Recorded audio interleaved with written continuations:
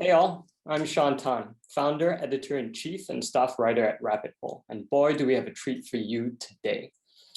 My guest today is Orville Schell.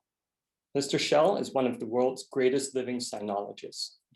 He has spent his life studying and writing about China, reporting on it for publications like The Atlantic and The New Yorker. He is the recipient of numerous prizes and fellowships for his work, including a Guggenheim Fellowship, the Overseas Press Club Award, and the Harvard-Stanford Shorenstein Prize in Asian Journalism. He's the former dean of Berkeley's Graduate School of Journalism and serves as the Arthur Ross Director of the Center on U.S.-China Relations at the Asia Society. He's also the author of 15 books, including Wealth and Power, China's Long March to the 21st Century, which he wrote with John Delury. His first novel is My Old Home, and it just came out this year.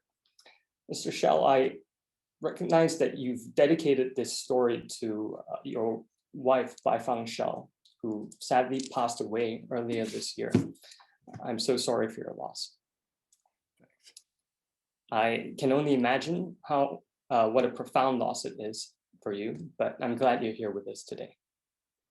Well, it's a great pleasure to be with you. Thanks for inviting me. Something I think you can really give people is a sense of perspective. Nowadays, we're flooded with news on China, but you can offer perspective on that drawn from your knowledge of Chinese history and your over 60 years studying the country. So you're one of the foremost experts on China today. Tell us, whence came your fascination with China, and how did you first get into studying it? Well, you know, when I was an undergraduate at Harvard, I stumbled into this great course that was on China and Japan, taught by John Fairbank and Benjamin Schwartz and a whole host of really wonderful sort of older generation professors. And I had taken it just almost accidentally because it was the only course that I could take that matched the schedule of my sister, who was also there. And I got to the end of it, and after wallowing through all the dynasties of China down into the modern era, it had so consumed my life, I hardly knew what to do with myself at the end of it. And I had worked in the Harvard Yenching Library and really gotten curious about what all the books that were arrayed around me said in Japanese and Chinese and Korean. So I went off to Taiwan to study Chinese, and then I got stuck on it and never got unstuck. I see. Your book, Wealth and Power, China's Long March to the 21st Century, describes China's pursuit of wealth and power from the end of the Qing dynasty to the present. Ultimately, it was Deng Xiaoping's reform and opening up that made this dream a reality and set China on the path to spectacular economic growth. Was this prosperity the result of China doing anything special, or was it just the result of becoming more like a normal country? Well, that really is probably the most interesting historical question to ask, isn't it? I mean, when you think about it, in the 20th century, up until, well, right through the Second World War, I mean, China was known as the sick man of Asia. And if you read accounts, many of them by Western missionaries and others, there was a certain kind of a disparaging attitude towards China, that it could never really pull itself together. It could never shape up and actually galvanize itself to be to the level of greatness that it had historically attained.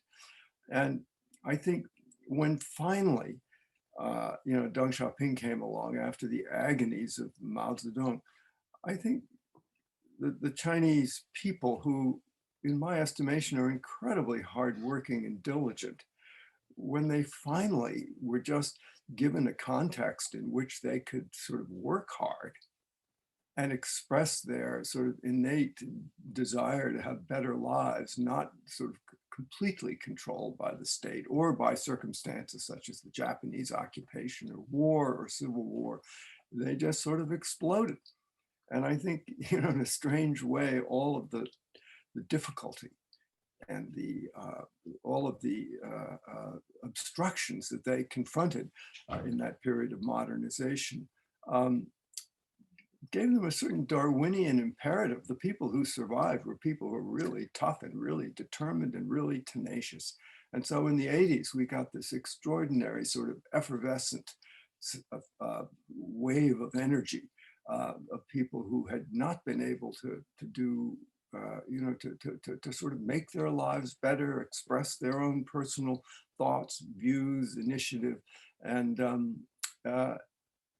I think that was, it was that as much as the Chinese Communist Party's control or organization or secret sauce, if you will, that allowed this sort of economic miracle to arise.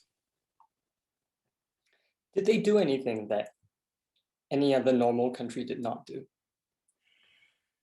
Well, I think, I mean, in many ways, as you well know, uh, this period of economic dynamism began in the late 70s when Mao Zedong died in 76, Deng Xiaoping came along. And I remember, I mean, I was covering China during that decade for the New Yorker. And I remember how completely perplexed we all were. I mean, what was happening here? I remember that when I first went to China, it was 1975. Mao Zedong was still alive. And if you had asked me then if I saw even the faintest suggestion of the reforms and the changes that were to come under Deng Xiaoping, I would have said no. You were bereft of your senses if you imagined an era such as China then entered in the 1980s. And yet, under Deng Xiaoping, he sort of declared this period of reform and openness, and in an extraordinary way, China began to transform itself. And yet, and I urge everyone to remember this, there were within that whole equation of dynamic change and reform, the seeds of the revolution that remain sort of like genetic material. Just because Deng Xiaoping came along and waved his wand didn't wave away all those years of Maoism. And that's what we, I think, see, to jump ahead somewhat precipitously to the present, we see in Xi Jinping is that the revolution did plant deep roots. It did sort of fundamentally leave genetic material behind in China that was very difficult to escape just by declaring reform and that we were in a new era. In Wealth and Power, you wrote that for all the damage they caused, Chairman Mao's revolutionary upheavals demolished China's old Confucian imperial system, and thus made it easier for Deng to introduce capitalist reforms. But of course, these reforms ran into a lot of resistance from China's communist system and its adherents. Was the old Confucian imperial system really more resistant to capitalism than the communist system Mao replaced it with? Well, remember, in the old Confucian system, it's interesting. People often forget this when they say that Chinese have a natural sort entrepreneurial kind of instinct. But in the old Confucian system, there was a very strict hierarchy. At the top sat, of course, the emperor, then the imperial officials, and then came, the peasants who were considered noble but base. Then came soldiers who were sort of necessary, but also considered tremendously uncultured, unwashed. And last were the merchants. And what the merchants in the Confucian system wanted more than anything was, well, to make money and have their kids go to get tutored and pass the imperial examination and become an official. So in the old scheme of things, China never really developed a tremendously active and I should say respected entrepreneurial or capitalist class. So in that sense, they were very much biased against sort of market forces as we know them today. And of course, communism had an equal but somewhat different bias against the bourgeoisie, the entrepreneurial middle class, the exploitative class. So there was a kind of a weird convergence when the revolution came along between these two traditions that did look down on just crude money making is not the ultimate goal of life. In communism, it was politics. In the classical, traditional dynastic system, it was scholarship, because scholarship was the way to officialdom. And officialdom within the imperial system, to become a provincial or county or official of a lower level, was to be able to be rich and to be able to have status. So it was odd that when Mao Zedong came along, when I first went to China, I had to sit through endless meetings of Pi Kong, Pi Lin, criticize Confucius and criticize Lin Biao. Of course, Confucius was Zhou Enlai, and he was considered the Mandarin kind of, in a certain sense, traditional official. So they wanted to extirpate and erase traditional culture because they saw it as feudal, exploitative, and in a class system, it was the officials and the landlords against the peasants and the workers. You spent most of your life urging greater engagement between the US and China. But in 2018, you were responsible for a Hoover Institution report that urged the US to engage in tit-for-tat economic retaliation against China to compel reciprocity. And last year, you wrote an essay titled The Death of Engagement, and you've become much more skeptical and hawkish towards Beijing. Explain yourself, sir. What's changed in the past few years? Well, again, that's a very sort of critical and seminal question in the whole progress of China. As I say, in the 80s, when Deng Xiaoping came along, it really did seem, and I think there was a real possibility, that China, through reform, remember that reform was to open up, engage with the outside world, and actually change the system of China. There were local elections, there were all sorts of market forces at work. It did seem possible that China, bit by bit, might molt out of its revolutionary class struggle period, anti-imperialist period of Mao Zedong's revolution, into something that was not like the West, but at least less antagonistic and more convergent. And I think, yes, Deng Xiaoping still believed in a one-party system, but that was a really deep hope, one that I think Nixon and Kissinger had planted in 1972 when they went to China and ganged up with China against Russia. However, it is undeniably true that there has been no one-party Marxist-Leninist system that has ever managed to evolve into a more democratic, open society without a major disjunction. And you remember what happened in 1989. I was there, and a million people in Tiananmen Square demonstrating for greater openness and sort of democratic forms of governance. And the massacre came, and that shut down reform. After that, surprisingly, Deng Xiaoping actually said, no, we have to continue opening up to the outside world. And Jiang Zemin, who was party general secretary, who at the time we thought was rather clownish and foolish, actually restored in significant measure the reform era. So we still could imagine that engagement might be a sort of peaceful way to see China change and slowly become more sort of absorbable in the global market system, in the system of rules-based order, as we call it, in the outside world. But then, under Hu Jintao, things started to change. The United States ran into trouble. China started thinking, well, maybe they had a good model themselves. And then came Xi Jinping, who we can get to. But that really was the end of engagement. Now, you say, explain yourself. Was engagement foolish? Was it misguided? Was it, did we misinterpret who the Chinese Communist Party really was? I don't think so. I think it was worth it because it did hold real promise that China could slowly change and the antagonistic state of relations with the United States and with Europe and the liberal democratic countries could be tempered. But it didn't work out that way. It could have gone either way. And it happened to go the way that Xi Jinping finally took it, in a much more belligerent, bellicose, antagonistic, confrontational way.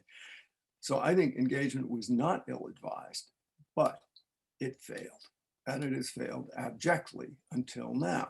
And we don't know what will follow. But I think that's the great tragedy of Xi Jinping, that he has given up, thrown away the very thing that allowed China to develop and create this extraordinary sort of economic miracle and sort of developmental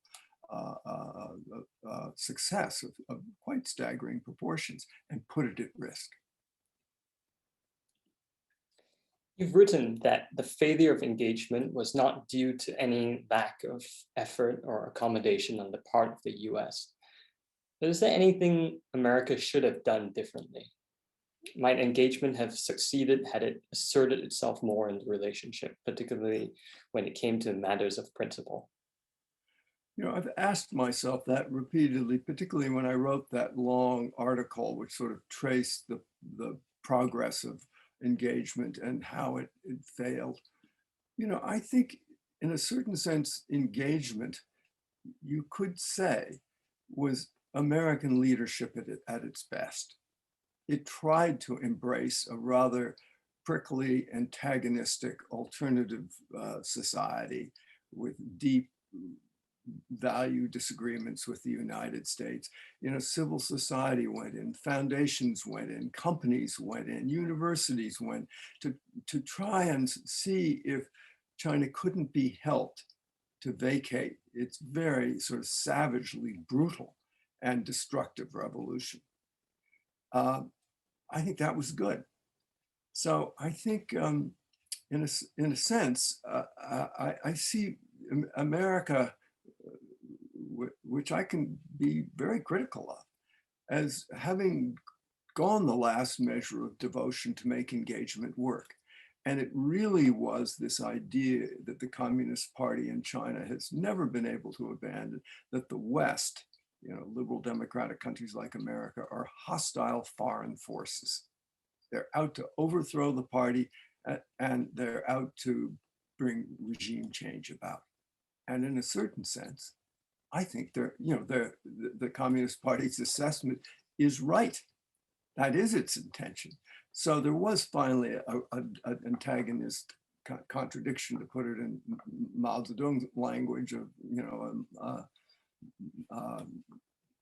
that couldn't be overcome, and that's where we've washed up now on that shoal, sort of shipwrecked on that shoal, that finally there is a contradiction between system and values, which is unbridgeable unless there is change. Do you think, though, that the engagement policy might have worked had America asserted itself more, especially when it came to matters of principle? I mean, I'm thinking a bit of, the example you gave of after Tiananmen Square, when America went to speak to Deng Xiaoping, and it ended up sort of, it was kind of funny, because you think that a country, a government that had massacred its own people, would be sort of apologetic, trying to get the other country to not dislike it because of what it had done. Instead, the US ended up begging China not to dislike it for judging it for that massacre, right? So if the US had stood up had been more assertive, particularly when it came to principles like democracy and the right to protest and free speech and so on, do you think that might have helped engagement work? I think if you go back, as I did, and you look at the transcript of the dialogue when President Bush, right after the massacre, twice sent an emissary to talk with Deng Xiaoping. I mean, it is a little embarrassing to read it now, because here Deng Xiaoping and the Chinese Communist Party just massacred, we don't know how many hundreds, thousands of people. And yet it was Deng Xiaoping berating America and saying that, that because America, of course, was on the side of the demonstrators. It wasn't Deng Xiaoping saying, well, you know, we made a great mistake here. We value our relationship with America. Stick with us. Not at all. So I think America bent over backwards during that period, not to break off the relationship with China and the party. And that too did have some certain success, because when Jiang Zemin came along, he did sort of get China back on the path to some reform and to a more congenial relationship with the US. I went to China I think it was 1998 with President Clinton, and I was just astounded by how friendly relations were between him and Jiang Zemin. And I remember vividly a press conference in the Great Hall of the People where the two were smiling and laughing, engaging in banter on the most controversial of topics like Tibet. And Jiang Zemin had allowed the press conference at the very last minute to be broadcast live over radio and television all across China, something that would be unthinkable today. So it did, you know, engagement did regain traction. And we did, in some measure, overcome the trauma of 1989 in the relationship. And I think the United States tried extremely hard not to just sort of throw China out and say, you're immediately evil, you've massacred your people, we want nothing more to do with you. You know, President Bush and President Clinton recognized that we should deal with China and kept trying to do so, worked extremely hard to get it into the World Trade Organization, stopped, you know, the most favored, using the most favored nation clause to punish China. And yet it didn't finally make the difference. We couldn't finally bend the metal of sort of the Leninist one-party system, that finally we see on Xi Jinping in this 100th anniversary just the other day, him standing on Tiananmen Square in a Mao suit, the same color as Chairman Mao's portrait, sort of bringing back that old era. And I think we have to acknowledge it didn't work, but was it wrong? No. Let's talk about Chinese President Xi Jinping, actually. How would you compare him to his predecessors? He's very, very enigmatic man, as far as I can see. And I've only encountered him in two. I went on the trip with Vice President Biden and Xi went in this country. And then, of course, Xi invited Biden to go to China.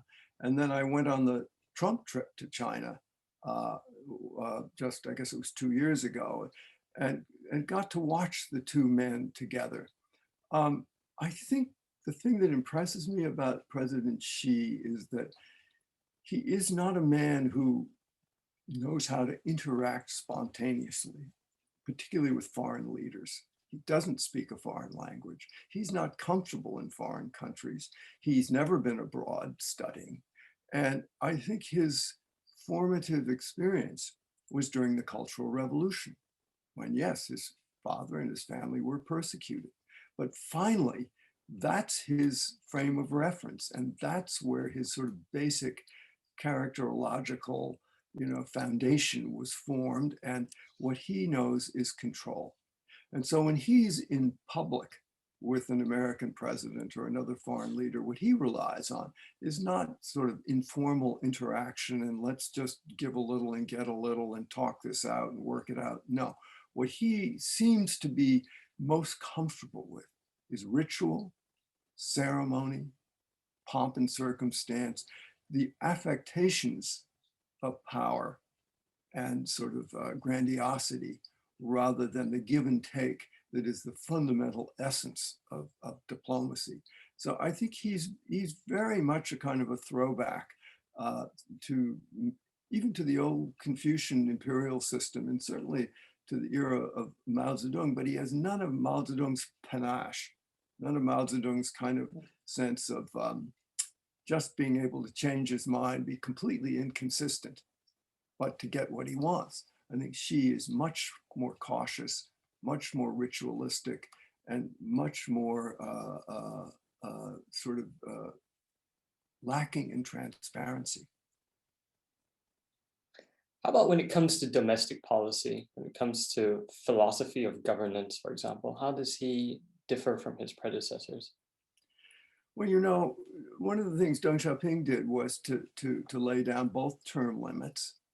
And remember that when Deng Xiaoping came on the scene in 1978, 79, he didn't become party general secretary or president, which is sort of a throwaway position because the government doesn't matter as much as the party. He was a vice premier. And he let people like Hu Yaobang and Zhao Ziyang and Li Peng, you know, take the formal titles of premier and party general secretary. So he confected a kind of a collective system of governance, which I think was very artfully done and purposefully done to prevent or to hinder the rise of a new big leader like Mao Zedong. So what's Xi Jinping done? Well, first of all, he's abrogated the 2-term limit to party general secretaryship. And like Putin, he can rule as long as he wants, and he rules completely unilaterally. No whiff of collectivity about his leadership. In fact, his premier, Li Keqiang, is sort of completely neutered. I mean, he is a kind of a eunuch who has absolutely no power over anything. And remember that even Wen Jiabao under Hu Jintao had the ability to more or less guide the economy. So Xi Jinping is very much in the imperial mode of not prima inter pares, first among many, just first. There are no many. There is no one even close to Xi Jinping. How about in terms of how liberal authoritarian he is? How does he compare with the others? I think the others, you know, Hu Yaobang, it turned out, was quite amazingly liberal. And he fell in 86, 87 when student demonstrations arose. And came Zhao Ziyang. He fell in 1989 with the student demonstrations in Tiananmen Square. Each of them were dedicated communists to one-party system, but they were also deeply dedicated to the notion of structural reform. And I think that's what Xi Jinping does not have in his toolkit. He believes wholeheartedly in the Leninist system, and a Leninist system that isn't collective, but with one man at top. He's more of a Stalinist than his predecessors in China. And in that sense, I mean, even Jiang Zemin, he had Zhu Rongji, an immensely powerful premier who reformed the whole Chinese economy. And all of those people also did believe, because of course China was weaker, that they had to get along with the US. And that meant horse trading, giving a little, getting a little. That's not a whiff of that in Xi Jinping. And his speech the other day, you know, where he said anybody who thought that, you know, the US or other countries had the right to speak critically and lecture to China was completely deluded. And that gave you a suggestion of what he's all about. He's not going to listen. He doesn't want to work things out. It's basically, for him, it's China's way or the highway. And that is a very, very dangerous situation, both for the immense success that China has enjoyed, but also for the peace and tranquility of the global fabric, because you cannot have everything be a core interest that can't be talked about and still live in the world and work things out. And that's Biden's challenge. But so things are getting much more confrontational in every respect, and increasingly dangerous in places like the South China Sea, Taiwan, East China Sea, where American Joint Chiefs of Staff members and former commanders of the Pacific Fleet are extremely alarmed that an accident could escalate into a real conflict. How about his relationship with the Chinese people? How do you think Xi Jinping sees that? And how would you compare that outlook with his predecessors? Well, I think he has created a somewhat hermetically sealed information environment by, the Great Firewall, the internet, and locking out all other voices from the outside. But that said, the Chinese Communist Party has been successful and has, I think, provided, a better life for people. It has brought order, albeit a very draconian one. And I think for many who don't wish to stick their head up and don't care about politics, don't care about being able to speak out in a university, a civil society, a church, or some other kind of organization, that's been a great boon. So I think he is not without substantial support amongst ordinary people who are also very glad to see China strong again. The real question is not China's strength or whether it's entitled to rejuvenate and regain its place in the world. It's how it uses that strength. And does it put it to a good end that protects Chinese, the success of the Chinese economy and the standing of the country, or does it put all that in jeopardy? That's the question we are now wrestling with. Is Xi Jinping an outlier? Does he represent a break with tradition? I think Xi Jinping represents one aspect of a deeply unresolved situation in China. And the aspect he represents is a kind of a notion that the only way China can be successful, be proud, and regain its place in the world is through a one big leader autocratic system, which is a very traditional notion. It's also a very Leninist notion. And it has been that notion contending with a different notion that's more democratic, that involves a more collective leadership, a greater protection of individual rights, of liberty, of justice, equality, all of these kinds of things, that is in contention with that. That struggle is going to go on. It is not over, even though you don't hear many people speak of it because they're afraid. But that does not mean that that Xi Jinping has no support, or that he's not been successful, or that the party has been completely unresponsive to people's needs. I think in certain ways it's responded quite well. And that's what creates such a paradox, a society that's on one level succeeds, functions, and has a certain connection to the people that is not completely unwelcome. On the other hand, is so autocratic and has its information feedback loop so amputated that it can't hear warnings to protect its own interest. So are you saying he's not so much as an outlier as he is representative of this darker aspect of the Chinese tradition? You know, if I look at Chinese history, and I've been sort of peering at it, albeit through a glass darkly for, well, many decades. I think the thing that impresses me most about it is that it's quite bipolar. It has very strong tendencies towards openness and democracy and reform, very deep feelings of affection and closeness to the United States, for instance, and a deep yearning to be in the global world. But on the other hand, it has an opposite sort of double entry, double sort of two columns that's very myopic, xenophobic, tends to want to be isolated.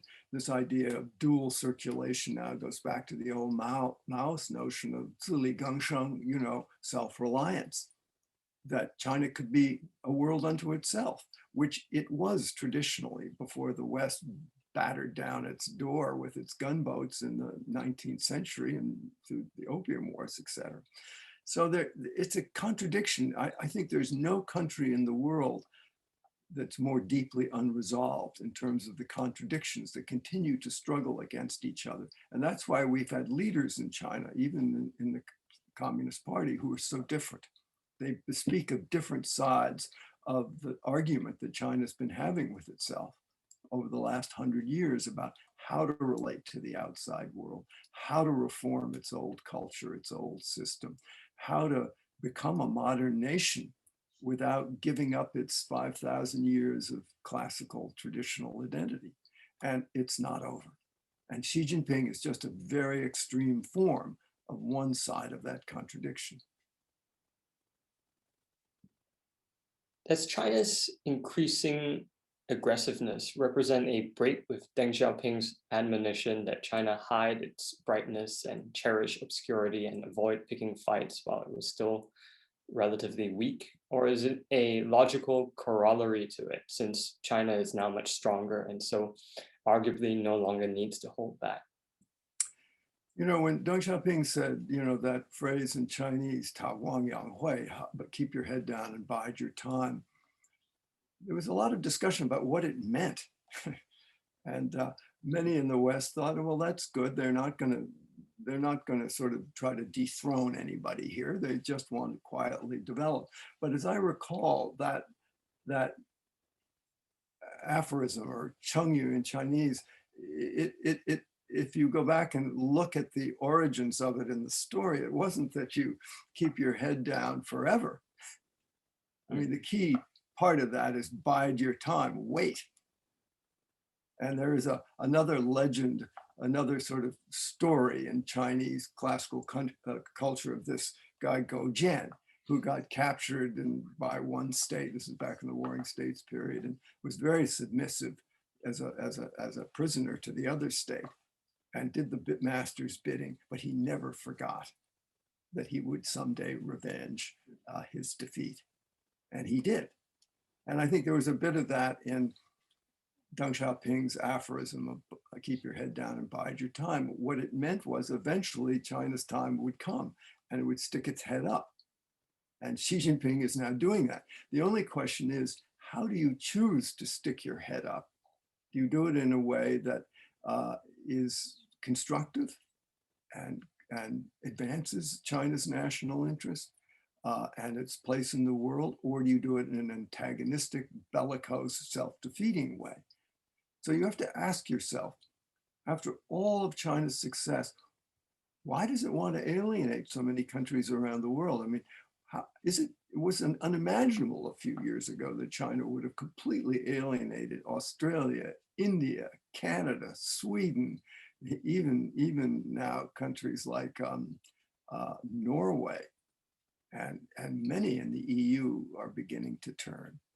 Why do that? Korea, with the whole bad missile thing, you know, they canceled K-pop culture. They shut down Lottie stores. They canceled tourist trips to Korea and tanked their economy.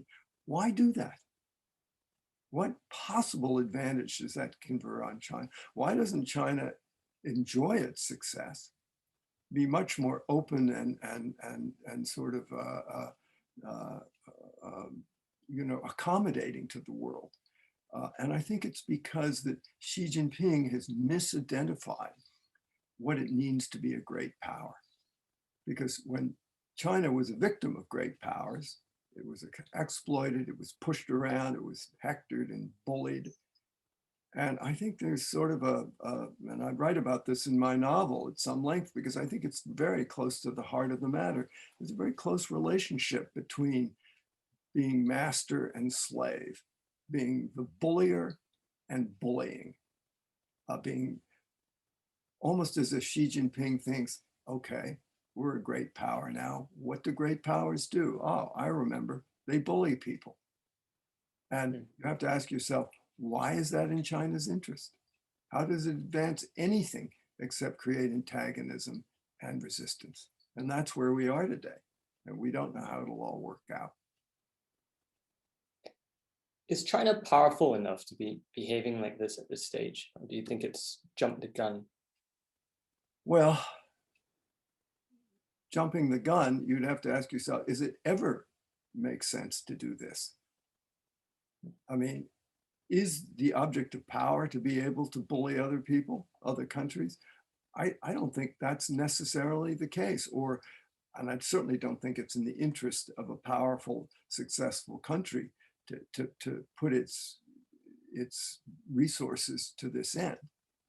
Um, so I have to say I understand it in a psychological way, and this is why it's so hard to make sense out of China through policy, because I think deep within the sort of the inner workings of this dynamic with the outside world is some very complicated sort of psychological syndromes that need to be understood.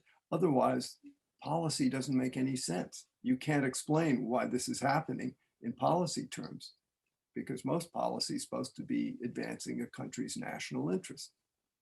Xi thinks he's advancing China's national interest. I think he's undermining it. And you have to ask yourself, if that's true, why is that happening? And here I think we get into something that really we can only understand through literature, religion, music, culture, values, things like that, which help us understand why it is that a leader like Xi might be taking the positions he is in a way that seem to be at odds with what you might imagine China's rise as a country that can exist, more or less peacefully in the world, what that would finally look like. It's a bit of a mystery, and I don't think we have good answers for it yet, which is why it's very hard to make good policy, because we don't know what it is that why China is doing what it's doing. Could part of the answer be just its authoritarian system? That there are these systems that do, yeah. I think that authoritarian systems, this is their great weakness, that they are subject to the one leader's predominant kind of sensibility. And it's very easy for these information feedback loops, which is why democracies have checks and balances. It makes them clunky and sometimes unable to act, but it also makes it very difficult for a single leader to enact his own policies without review. And I think this is the great danger for China in this modern complex world of ours, that one leader's sort of syndrome, whether it's political, psychological, whatever it is, will go unreviewed and become extreme and run the whole train off the tracks. That would be an immense tragedy after the extraordinary success and all the hard work of so many Chinese to actually make China great.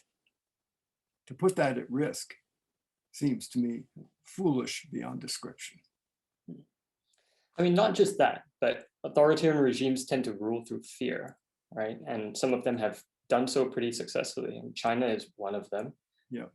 North Korea, for all its weakness, for all its poverty, the Kim regime has endured all these years, by ruling through fear. And I suppose it could be that they think it was effective and it worked, so why not do it on the international stage? And they probably look back at Tiananmen Square and they probably look at it and say, if we hadn't done that, the party would have collapsed.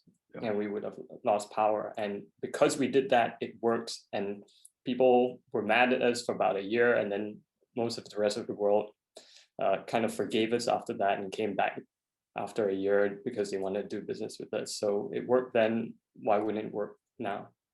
Well, I think you're right. And this is why I think it's really important to have a deeper understanding of authoritarianism, and particularly Xi Jinping's brand in China, because there are aspects of it which do work and have worked. And we see the evidence of that in the amazing development of China, in my lifetime.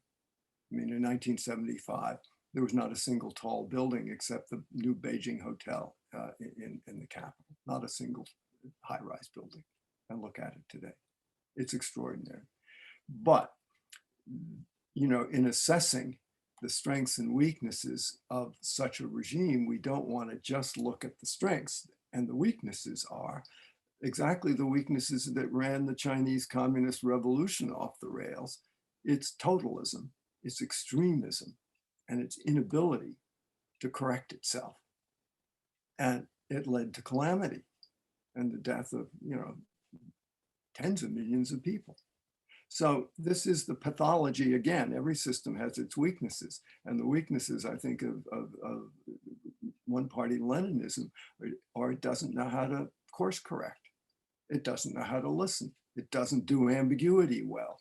And you get what the big leader knows, what he thinks, and that gets written large and larger and larger, and nobody can challenge it. We saw that under Mao. And that was exactly what Deng Xiaoping wanted to try to correct. And he did. And now it's gotten changed back again. So in a certain sense, we are in a sort of plus ça change moment in China, where we are snapped back to the past in a way. However, it's not exactly the past, because the new one-party system under Xi Jinping and all of its surveillance and digital currency and social credit, and all of this is connected up to a very powerful economy. So it's unprecedented in world history. And we don't know how to analyze it, and we really don't quite know how best to respond to it.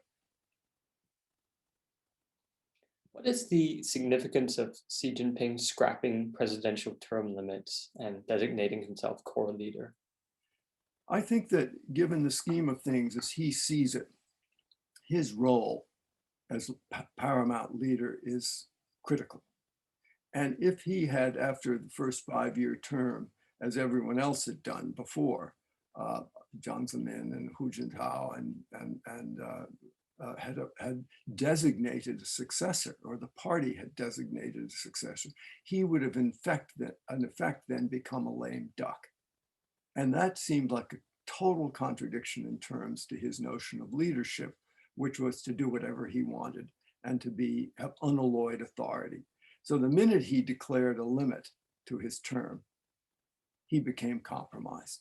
He became bound by some rule, some boundary line.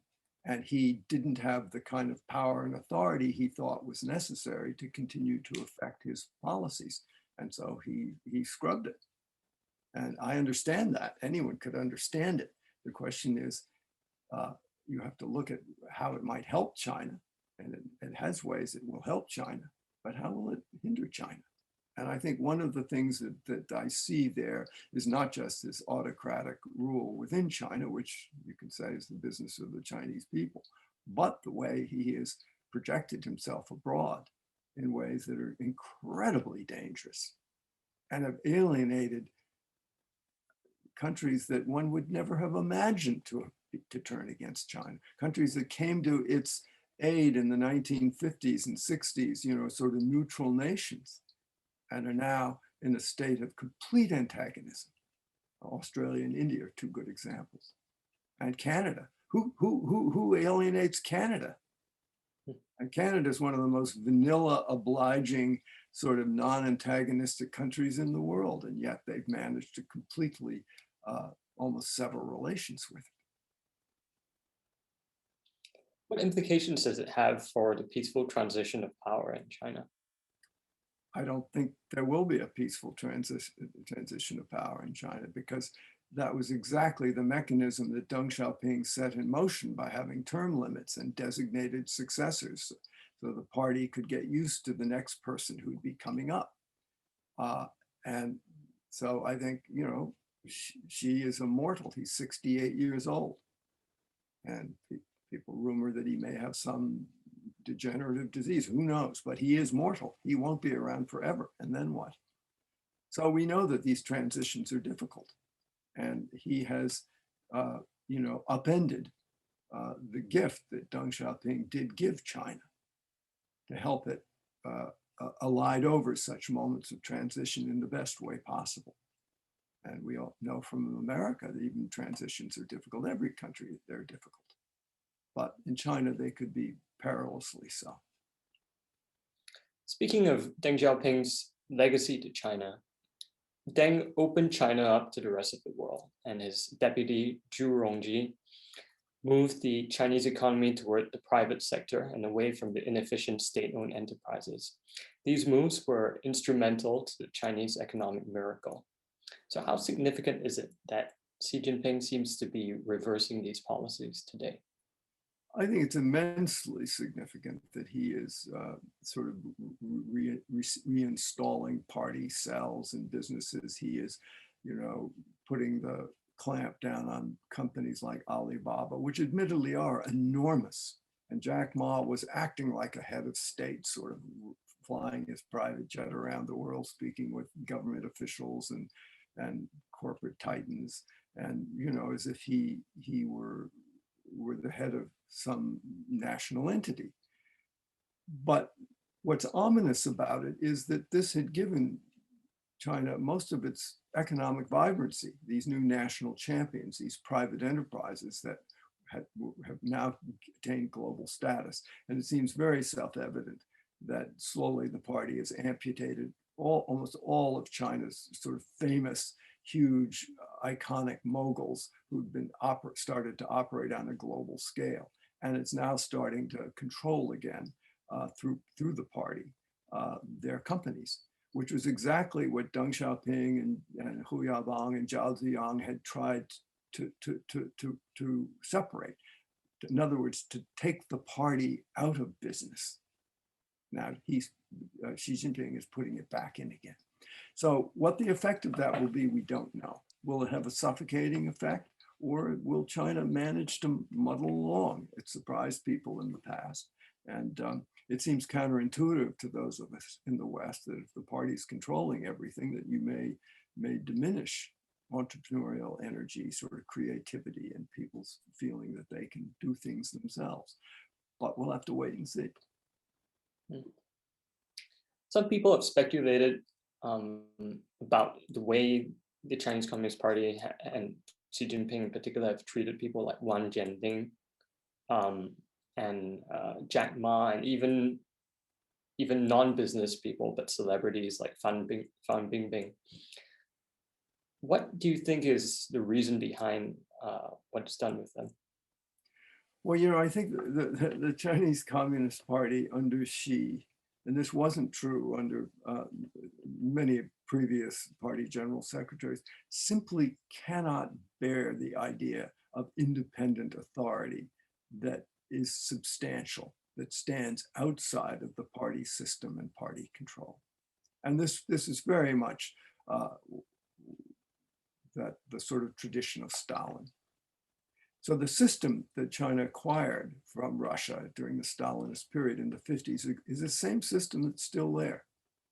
And Xi Jinping has re-imbued it with a Stalinist sort of sensibility, as well as the structure of the one-party state, where the party rules, the party governs the army, not the government. The premier is not significant. It's just a bunch of officials that sort of don't do much. So in that sense, that is the through train. And that was exactly the part that we thought reform was going to slowly diminish, namely the party's control of everything. And now the party is back. And this is why this kind of contradiction, this waxing and waning of opening up and closing down, of becoming more authoritarian and less authoritarian at different times. I mean, this is why I turned to writing fiction, because I felt we couldn't really explain this sort of almost schizophrenic character of China in the modern world, between these sort of competing forces that are constantly going back and forth, except to look at it through the lives of individuals, to see who gets affected by what, and how does that express itself in sort of the most human of terms. It is still, I have to say, after all these decades of trying to figure it out, it is a mystery, precisely because China is a giant set of unresolved contradictions. It doesn't really know where it wants to go. It doesn't know what the final model will look like. It keeps experimenting. keeps trying on things, like trying on clothes to see what fits. And different leaders have very different views of how China should be, what kind of system it should have, what kind of relationship to its people should the government have, what kind of relationship to other countries around the world. And it's never felt comfortable with total equality. And it has either been bullied, just like Lu Xun said, China has two ways of being. Sort of, it can be the slave or it can be the master. And I think there's a little bit of that. And that's why I turned to literature, because I don't know anybody in the policy world who can talk about these things in a way that makes much sense to me. And yet I think they're absolutely fundamental in understanding how to approach China. Your first novel, My Old Home, just came out this year. Can you tell us a bit about it? Well, My Old Home, of course, that's a wonderful Lu Xun story, Guxiang, of him returning home and finding it changed and him feeling always in exile, never quite at home, even in China. And I think in a certain sense, that's why I wanted to write a novel, was because I felt that, I've lived my life back and forth to China. My wife was Chinese, and I tried to straddle that tremendous divide between these two countries. My kids are half Chinese, half American, speak Chinese, speak English, speak French, but they're sort of in the middle of that too. And so it seemed to me that this question of these two sides trying to find accommodation with each other, there's such a deep sort of affection and fascination between them. And yet there's also such deep suspicion and sometimes more than that. It's a kind of a love-hate relationship that is so profound and yet so important, because they're the two most important countries in the world. So I thought, all right, let me plunge into this. Let me try to write a narrative of some characters who try to overcome this. And I thought, I love music. And so I thought, let me take a Chinese classical musician who loves the music of Johann Sebastian Bach, but also deeply traditional kind of a figure. And let me just sort of put him in Chinese history from 1949 on and see what conclusions we can draw from this. So that's what I tried to do. And it took me 30 years. I don't know whether I've come to any grand illumination, but it's helped me understand what a complicated clash of cultures, politics, geography, history, culture we have as the US and China try to find some angle of repose between each other. It's on again, off again, it's love, it's hate, it's attraction, it's repulsion, it's all of these complicated things, but it is not on one side or the other. And we'd make a great mistake to assume that, and it is not over. Xi Jinping is a mere way station to where we don't know. But I've lived through this to see the demonstrations in 1989. I saw Chairman Mao. I saw what it was like in the Cultural Revolution. I spent several months in China then. Every time it's different. China is a country of extremes.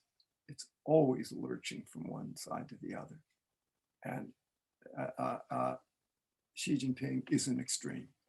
It is not a final resting place. You describe your book as a novel of exile, and its title comes, as you've mentioned, from the story by the famous Chinese writer Lu Xun, which is also called My Old Home. In this story, the narrator returns to his old home and sees how it's changed, and there's this great sense of melancholy and loss. The protagonist of your novel, little Li, also experiences these feelings when he returns to his old home in Beijing after a long absence. Now, you lived in China for many years, and I'm sure you think of it as your old home. How do you feel when you look at China today? And to what extent is this reflected in your novel? You know, I look at China with immense sort of sense of wistfulness. I had hoped that the US and China would find a better way to interact, and that those of us who had grown accustomed to living on both sides of this divide would not be forced into exile on one side or the other. And that's what my book is about, trying to come to terms with, as you will know, the character Little Lee. His mother was American, half Chinese, half American ethnically, but she grew up in America and then married a Chinese classical musician from Beijing and had this son who then was sort of stuck in between and goes to America to try to explore America. It seems like the promised land, and maybe this will be the answer, but finds out it isn't really and comes home. So he belongs on neither side. And I think this has been, for many Chinese, a kind of a bitter experience. Those who have actually been deeply traditional, maybe raised to study Chinese philosophy, history, literature, culture, go abroad, become comfortable abroad, become comfortable in both places and want to live in between. And that's what Lu Xun sort of was writing about. He spoke of a person, he called them a zhongjianwu, people stuck in the middle. And for him, it was stuck between Japan or China because he'd been studied in Japan. People who were stuck between modernity and traditionalism, between ancient Chinese culture and Western culture. And that's what I think we have today. But sadly, these people can only live on both sides of the divide or in the middle. And this is exactly what Xi Jinping has made impossible. So I think it's perfectly possible I'll never go back to China, never see my wife's parents again, never see my apartment in Beijing again. Have to live on one side because that's what Xi Jinping has done. He's put us all in exile. And there are many Chinese who may never come back to America, even though they love America. They may be critical, but they may still be very, very much a part of it. And we are now heading back, I think, as Henry Kissinger said, into the foothills of a Cold War, decoupling, dividing. And that world we painfully put together, where we could be cosmopolitan people on both sides, Xi Jinping's vision of the future doesn't allow. So we better get used to it. Novelists often write somewhat autobiographically, and they often base certain characters on themselves, or they draw from their own personalities when crafting characters. So do you see yourself in any characters in your novel in particular? Well, I think anytime anyone writes anything, particularly fiction, you, of course, have no choice but to draw on your own experience or the experience of people close to you. And I think my life with my wife, who was Beijing born, who came across the divide, went to Berkeley. We were married almost 40 years. And my life in Chinese studies, which preceded meeting her, bespoke of a strange fusion. And in the best of all possible worlds, as I just said, we can maintain that kind of balancing act and be part of both cultures. And that was the promise of Deng Xiaoping. And that was the promise of reform. That China would become slowly more absorbable in the outside world, more congenial, and that we too would become more understanding of what China was, and we could interact and not have to choose as we did in the Cold War. When I first went to study Chinese, I had to go to Taiwan.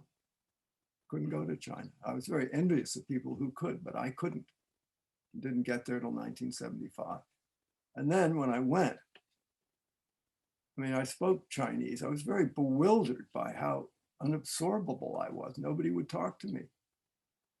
I was sort of a pariah, you know, and every time I would stray away to just try to meet with someone as a human being and have a discussion, maybe go to their house, maybe talk to them, I'd get hauled back. I even got locked up.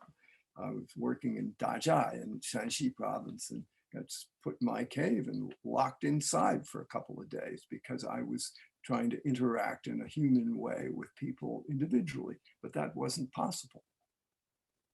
So I have to say that for me, and I'm an indelible American and Westerner, the way that the Chinese Communist Party traditionally has treated people from the outside is one that treats them as hostile, with great suspicion, and they need to be controlled, they need to be managed and isolated and kept apart from Chinese. And if we're headed back into that world, that was the world I began with in China. I lament it. I think it's tragic. And I think it doesn't serve China well, doesn't serve anybody well. And that's Xi Jinping's, I think, intention. And again, I don't know how to talk about these things in a policy paper or in nonfiction. And I think one only can do it through literature, through nonfiction, where you can sort of broach some of these sort of very squishy, difficult topics that are not easy to quantify.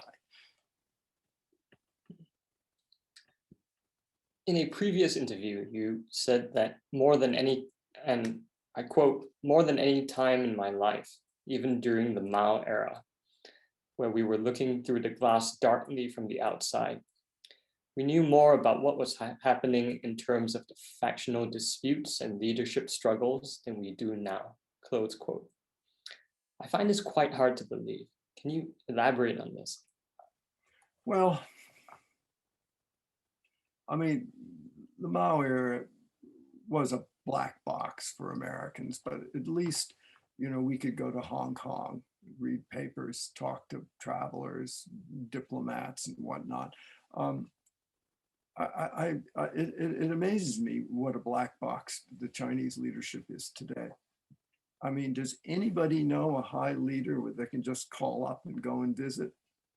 No, it's all very ritualized. And there's no kind of informal interaction where you could kind of really let your hair down and say, what's going on here? How do we work this out? What can we do? It's all ritualized, ceremonialized. And I think that has meant that our ability to find a way out of this impasse is severely restricted and limited. So that, I think, is very much in the MO of Mao Zedong and that idea of China as a kind of sealed off, so distrustful of the predatory, imperializing, colonializing, exploiting West, that you can't even allow people, when you invite them on a friendship tour, to talk to anybody. All you can do is have, you know, there was a thing, I guess that they call it 简单的介绍, a kind of brief introduction. And every place you'd go, you'd get a brief introduction, but you never got to talk to anybody just in private. And if you did, they'd be very scared. And the minute you did, if they did, they would get in trouble afterwards. So this is not very conducive to working things out. It's a very paranoid system that animates, you know, Leninism, Chinese Communist Party, and all that they borrowed from Stalin's Russia. And I do lament it. I'm alarmed by it. I consider it an immense tragedy that the US and China, which do share much and do care about each other in deep ways, has come to this again. But what you said exactly was that it's even more difficult to know what's going on in China now than it was during the Mao era. Of course, during the Mao era, there was so little access to information that the U.S. didn't have a diplomatic presence in China. The diplomats had to try and figure out what was going on by looking at Communist Party newspapers and looking at the photos and seeing who's standing next to who, and maybe if this person hadn't appeared in a photo for a while, that person had been purged. How could anything be worse than in terms of access to information than it was back then? Well, remember that during Mao Zedong's time, I mean, there was a period in Yan'an when, I mean, my old friend who died some years ago, Jack Service, people like that had lived in Yan'an with Mao, with Zhou Enlai, with, Zhu De and all these people. So, and Edgar Snow wrote Red Star Over China, which was basically a psychological profile of Mao. We have no such thing on Xi. Nobody knows Xi. Nobody ever knew Xi. He went to Iowa, and our former ambassador, such a good friend with Xi, but not really. I mean, Xi hasn't had a real experience with anybody on the American side, as far as I can see, ever. I mean, Mao Zedong actually hung out with the Dixie mission in Yan'an, and Zhou Enlai was in Shanghai, and a very cosmopolitan city back in the 20s and 30s. But there's none of that with Xi. So it's a very different situation. He is a kind of a Kim Jong-un-like person in the sense that his experience does not include interacting with people from other countries in a close personal way. Now, his daughter went to Harvard, and she's just sort of disappeared. Who knows what she tells him? I don't know. We are now deluged with information and misinformation, more information than we could possibly consume. What would your advice be for China watchers today seeking to get an accurate picture of what's going on there? What are the keys to understanding China, and what things should we pay attention to? Well, I mean, just look behind me here in my library, and that's probably a small percentage of the books that have come out on China. I mean, we are in an avalanche of books on China and specialists on China, and yet we still don't know what to do. And I think the reason why that is because, again, I don't want to make America sound like it's so great and faultless, but the truth is, I don't think there's anything much America can do at this point. I don't think there is any secret policy we haven't thought of that if we could only dream it up, it would transform things. I've just written a piece, a long piece on ping pong diplomacy, and read all of Henry Kissinger's books over again to wonder if there isn't a moment that we could catalyze once again, like 1972, to transform and change fundamentally the relationship with China. I think it's worth a try, but I don't think it's going to happen. Why is that? It's sort of astounding. All of these books, all of these specialists, all of these articles, everybody trying to dream up what could we possibly do to prevent this thing from coming a cropper, and nobody able to figure out the answer. And I think that's because the answer does largely lie in China. I hate to say that because it makes it sound as if I'm just vacating responsibility for America. But I frankly don't see what the United States at this point could do to make it better. Maybe there's some little things, but I think the fundamental problem is that under Xi Jinping, China has become an antagonistic force in the world as liberal democratic societies conceive of it. And we do not want to live under a one-party system run by Xi Jinping. And that is what Mao Zedong would have called an antagonistic contradiction. It can only be solved by struggle. And I wish it weren't so. But I think that's exactly what engagement sought to remedy, that it could be remedied by slow change, slow engagement. And we've lost that promise. we've lost that operating system and we don't have a new one yet. As someone who studied China for such a long time, when you first arrived there, you talked about how it was difficult to get people to talk to you. And how did you go about trying to get to the essence of things, to try to see things as they really were? I'm thinking back to this scene in your book, My Old Home, where they send these Western American hikers arrive at this place called Yak Springs, which is some obscure, far-flung way station in China. And they go there and they talk to all these people who've been, including the main character, little Lee, who've been briefed on how to conduct themselves around them. And they visit Yak Springs, which has been turned into some sort of Potemkin village.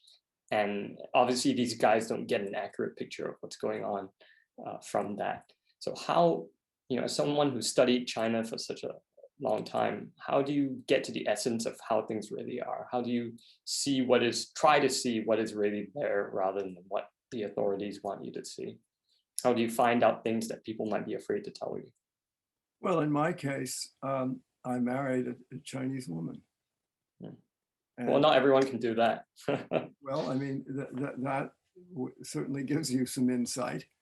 And it opened for me a whole other horizon of friends and people who I could speak to confidentially and as a human being, not as a bureaucrat, not as not get lectured with a brief introduction.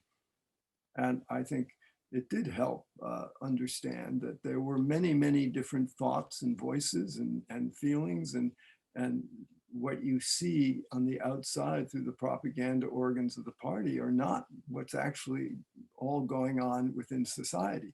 It tells you something, but it doesn't tell you everything. So for me, I mean, I did get more than a little glimpse, I think, of behind the screen. And again, that's what turned me to fiction, because I felt that it was those things about what it means to be human that are missed in so much of the books that are on my shelves behind me that are nonfiction, because in that world, we're only sort of allowed to deal with the exterior world. But what I think fiction can do and literature is deal with the interior world of people. And if you can get into that world of what they're thinking, what their aspirations are, what their hopes are, what the contradictions are in their lives, you get a much better understanding of what's going on. And I think actually more of that would be helpful in policy decision. I hope more diplomats will read my novel, My Old Home, because, I mean, maybe it's just arrogance on my part, but I think it will help them understand both the complexity and sort of the psychological dimensions of what drive people to do what they do in China, particularly leaders.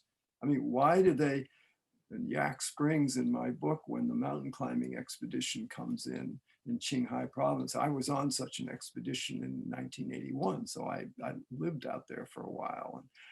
And why do they have to make it all look perfect? Well, because China is deeply sensitive about loss of face, and they don't want to look like a backward country. Immense sensitivity to appearing backward. And that's precisely what the economic miracle set out to change, and has to a large degree. But it bespeaks of that deep feeling of wanting to be respected and viewed as consequential, and not just as the sick man of Asia. So all of these things, I think, might help in some small way to understand how to better deal with someone like Xi Jinping and what it is he's really after. I mean, is he really after Taiwan, or is it something else? Why is it so important to him? Why is he willing to jeopardize everything for something like that, or the South China Sea? Those are questions which I think, we really do need to have some hint of an answer to before we start sending aircraft carrier task forces through the Taiwan Straits. Why does China care? How are they liable to react? Why are they liable to react with such strenuous talk as what we saw in the 100th party anniversary speech that she just gave about bashing people's brains in and blood flowing and iron walls of steel that we'll confront if we continue to lecture China? Or, I mean, you know, what's going on here? Different people have different methods of trying to understand a place. So I'm curious as to what are the things you look for to try to understand China? Some people, you know, a lot of Westerners, particularly high profile Westerners, they sometimes go on trips to China and they meet the high officials, and the officials take them around to, you know, the places that are bound to impress them. And that's sort of how they go to the big cities like Beijing and Shanghai to try and get an understanding of how China is. There's someone like Peter Hessler who seems to take the exact opposite approach, and he sort of eschews all these high officials and big shots and so on, and he goes and he speaks to all these like smugglers and people who live on the fringes of society. And the investor Jim Rogers, he says that apparently he takes a motorcycle, he tries to enter different countries by land, by motorcycle, and instead of arriving there at a flashy airport, he crosses the land border and he looks at how things are on the land border, and he thinks that gives him a good idea of what's really going on in the country. There was a Harvard professor who once, I heard from him that to understand who really holds power in China, you should look at who's the chairman of the Central Military Commission, and that's what he paid attention. That's one of the things he paid attention to. So, what are the things you look for when you try to understand a place? Well, I think you know, I always also try to look behind the veil, beneath the surface of big leader culture. I have really no interest in talking to a big leader because they never say anything that they don't say in public that you can't read. And it may be gratifying to one's ego to sit down with Xi Jinping or Wang Qishan or someone, but for me, it's not interesting because nothing will be said. But what I do in terms of big leaders, I like to just watch. So I've gone on a whole number of presidential trips where you can sort of stand back and look at the interaction that's going on, and just people's body language, how they sort of discourse with each other. Things like that I find quite telling. And I think it's important to do like Jim Rogers. I mean, it was years ago, he rode a motorcycle across China, but Peter Hessler just got thrown out. I mean, he was very careful about how he wrote because he did live there, and he was hoping he wouldn't get thrown out, but he did. He didn't get his visa renewed, so he's gone. And it's a great tragedy, again, that the Chinese would prevent people who want to just sort of live in society and listen and watch and understand better. The Chinese Communist Party always says that they want better mutual understanding. But actually, I don't think they do. They don't want you to see beneath the surface. And I always say, well, yeah, maybe if there's better mutual understanding, if we understand things better, you think we might like you more, but many people might like you less. So I think that's their fear. That's why they close it off. That's why they don't let people just spontaneously go around the country, because they're fearful that people will see things that will let them understand the situation better, but not lead to admiration, lead to criticism instead. And how do you try to see beneath the surface? And obviously there are lots of China watchers now trying to do just that. How should they go about it? Well, I mean, I understand when people are representing big papers or media outlets, you've got to report on what the leaders are doing, and the meetings go on and statements that come out. And I've done a fair amount of that, but that's not as interesting to me, as I say, as trying to figure out what the subtext is and you know, what's really going on. And one reason I like history and do a lot of the sort of historical writing is because it stands still. It's there. You can go back and look at it. And the records are quite telling, because a thing that's said at one moment may become verboten, forbidden the next, but you can see it historically. And I think China is a country deeply affected by its history, deeply, deeply affected by it. And because its history was so painful, and its narrative of humiliation and victimization is so profound, even distorted, I would say. And also, you know, a country, you can't be a victim at the same time that you're successful. So that's a real problem for its narrative today. If it wants to be successful, it has a difficult time being a victim and being bullied, and because those things don't go together. Orville Schell, such a pleasure. Thank you so much for joining us today. Well, thank you, Sean. I really, really enjoyed it. You're a wonderful interviewer, and I've enjoyed just kicking all these ideas around with you. Thank you.